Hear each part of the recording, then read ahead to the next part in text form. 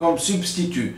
Un organisme nommé Commission des Six est constitué pour saisir le tribunal. Le 27 mars, un décret additionnel règle le classement du personnel après la cessation de leurs travaux, l'indemnisation des frais de voyage, le personnel subalterne et le renvoi par les tribunaux criminels à la Convention nationale des faits dont ils seraient saisis, punissable en vertu de l'article 1er de la loi du 10 mars 1793.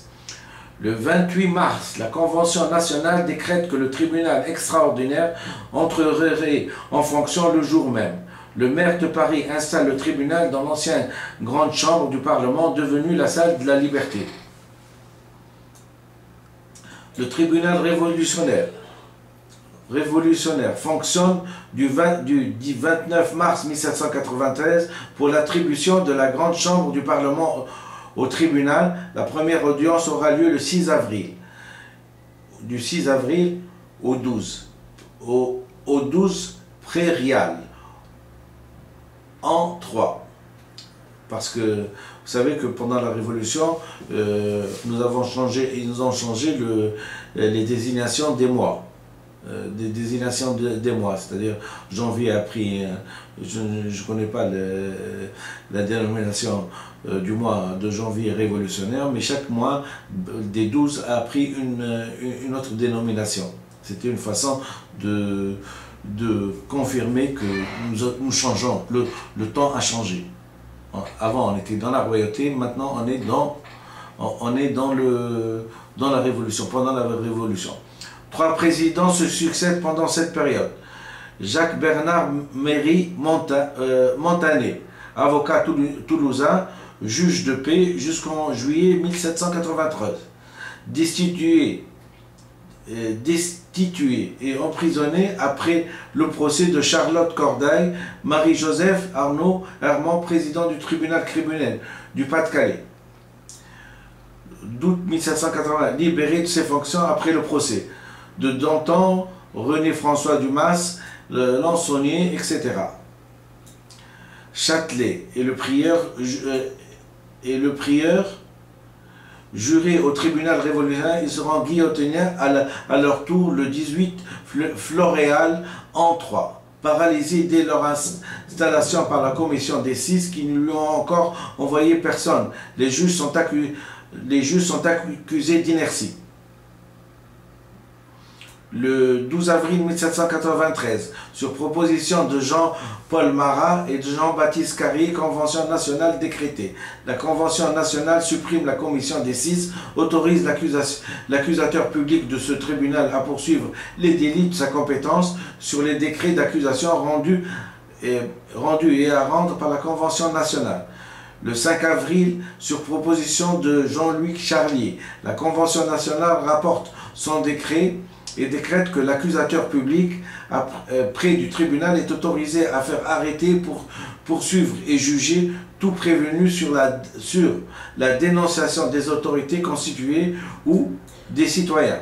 Ne pourront cependant le dit accuseur discerner aucun mandat d'arrêt ni d'autres amenés contre les membres de la Convention nationale sans un décret d'accusation, ni contre le ministre des généraux des armées de la République, sans en avoir obtenu l'autorisation de la Convention.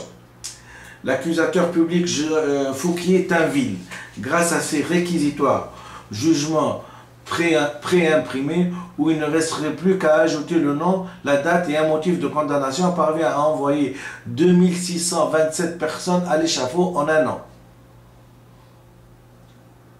De mars 1794 à mars 1795, 2627 personnes à l'échafaud. Le 6 avril 1793, le premier accusé comparé, Jean-Paul Marat, décrété d'accusation par la Convention, le 12 avril comparé, le 24 avril est acquitté.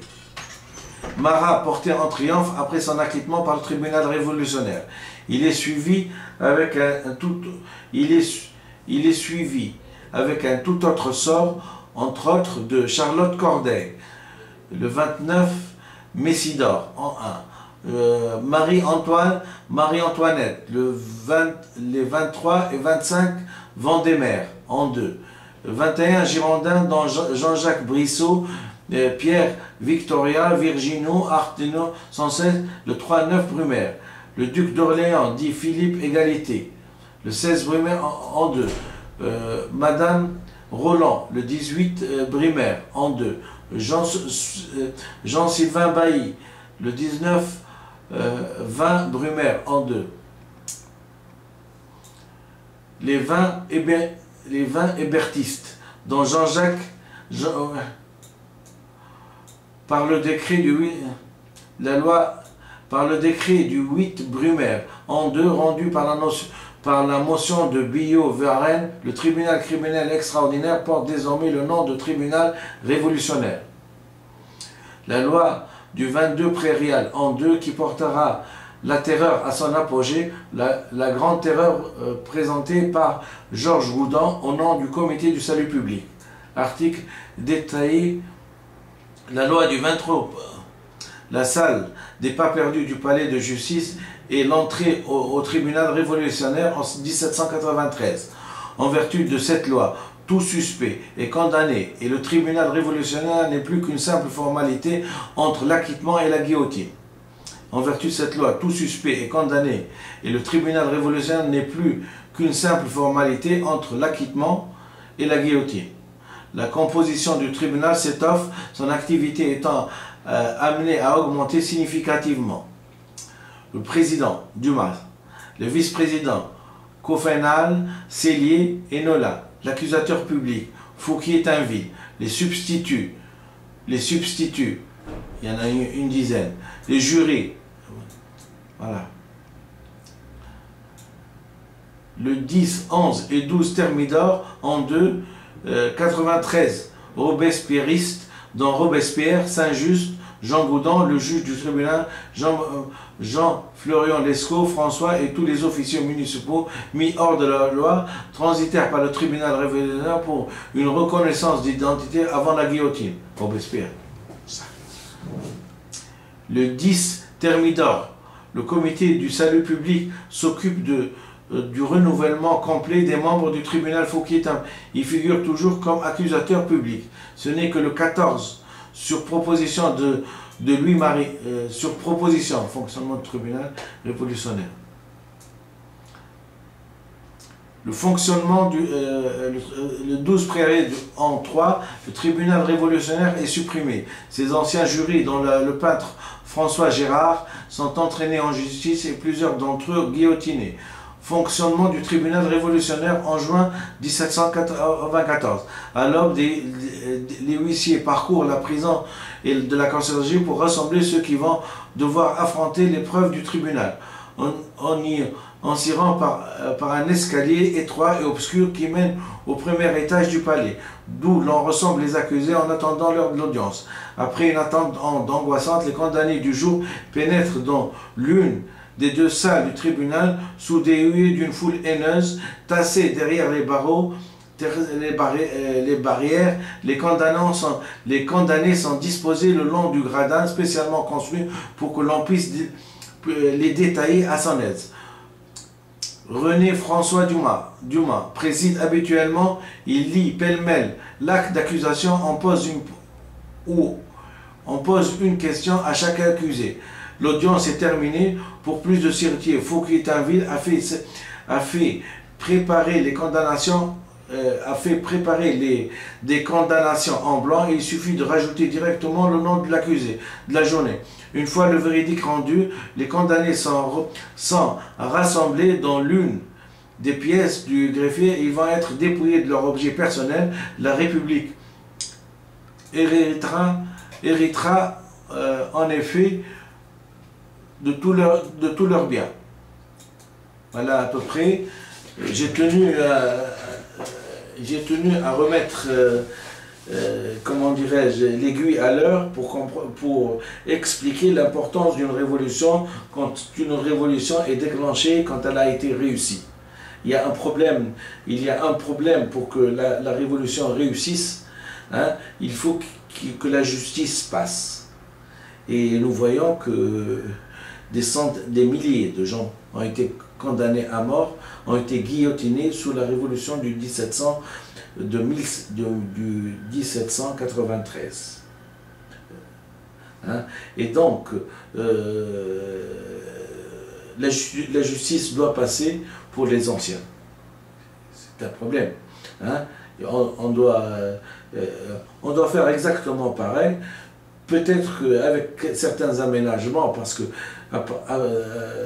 les condamnations à mort et la peine de mort ont été abolies, hein, mais il y a des tribunaux qui sont, spécialisés dans les condamnations des gens et des contre-révolutionnaires, et il faut absolument, à partir du moment où on n'a pas pris une certaine neutralité, je dis bien, c'est important ce que je dis, une certaine neutralité, une certaine transmission, une certaine aide à la révolution, hein, on est déjà coupable, hein, de faits contre-révolutionnaires. Voilà, si la Tunisie veut changer, c'est comme ça, il y a des principes, hein, il y a des gens civilisés qui nous ont précédés, ils n'ont pas transigé sur ce que j'appelle la révolution, l'aide à la révolution et la contre-révolution. C'est tout ce que j'avais à dire. Maintenant, il y a des tribunaux, il y a des juges, il y a des jurés, hein, il y a le public qui doit assister, il y a une justice transparente. Peut-être cette justice-là, elle a été expéditive, du fait même qu'on préparait presque l'imprimé avant de mettre le nom et on le passait à la guillotine. Je n'aime pas militer pour le passé, et je n'aime pas condamner ceux qui sont passés avant moi. Hein, ils avaient leur raison. Moi, ce qui est important pour moi, c'est de mettre les bases d'une réussite post-révolutionnaire pour la Tunisie. Et cette réussite, elle n'admet pas que la chance qu'on a eue de faire une révolution, elle n'admet pas que des gens militent contre la révolution. Hein? Ne serait-ce que par cacher des preuves, ne serait-ce que ne pas informer son peuple. Si on a passé 54 ans sans information, maintenant il nous faut la transparence et que le peuple soit toujours d'accord. Et que le peuple soit toujours informé, éclairé de ce qu'on a fait de lui. Hein? Et une fois qu'il est éclairé, qu'il sait où il va, c'est là où il va être le plus, pas docile, parce que ce n'est pas de la servitude, mais un être humain, ça se respecte. On l'informe, on lui dit qu'est-ce qui s'est passé, on lui dit voilà les gens voilà les gens qui vous ont maintenu, hein, en dehors de toute culture, et voilà que grâce à cette révolution, nous allons, hein, prendre nos devants pour venger votre dû. Venger votre dû. En tant qu'être humain, hein, prendre l'initiative de lui apprendre une langue qui remonte le temps, hein, c'est un crime qu'on ne doit pas pardonner à un peuple, qu'on ne doit pas pardonner aux responsables, et qu'on doit informer son peuple. Voilà, je vous remercie infiniment.